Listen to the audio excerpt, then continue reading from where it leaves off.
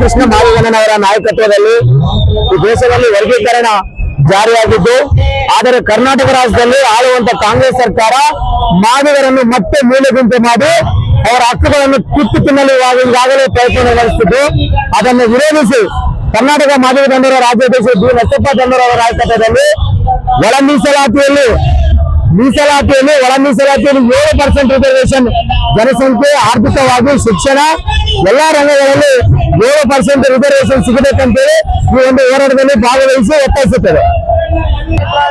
ಕಾಂಗ್ರೆಸ್ ಪಕ್ಷ ಕೆಲವು ರಾಜಕಾರಣಿಗಳ ಕೈಯಲ್ಲಿ ಕೈಗೊಂಬೆಯಾಗಿ ಇವತ್ತು ಮಾದಿಗರನ್ನು ಮೋಸ ಮಾಡ್ತೀವಿ. ಇವಾಗಿಂದ ಅಲ್ಲ, 70 ವರ್ಷದಿಂದ ಕಾಂಗ್ರೆಸ್ ಪಕ್ಷ ಮಾದಿಗರನ್ನು ಮೋಸ ಮಾಡಿದೆ. ನಮಗೆ ನ್ಯಾಯ ಕೊಟ್ಟಿದ್ದು ಈ ಒಳ ಮೀಸಲಾತಿ ಜಾರಿ ಆಗಬೇಕಾದ್ರೆ ಇವತ್ತು ದೇಶದ ಏಕೈಕ ನಾಯಕ ಮಂದಕೃಷ್ಣ ಮಾದಿಗ ಅವರ ಹೋರಾಟದ ಪ್ರತಿಫಲ ಸುಪ್ರೀಂ ಕೋರ್ಟ್ ಆಗಸ್ಟ್ 1ರಂದು ನಮಗೆ ನ್ಯಾಯ ಕೊಟ್ಟಿದೆ. ಆ ನ್ಯಾಯವನ್ನು ಹತ್ತಿಕ್ಕಲು ಕಾಂಗ್ರೆಸ್ ಸರ್ಕಾರ ಈಗಾಗಲೇ ಎಲ್ಲಾ ಪ್ರಯತ್ನವೂ ನಡೆಸುತ್ತಿದೆ.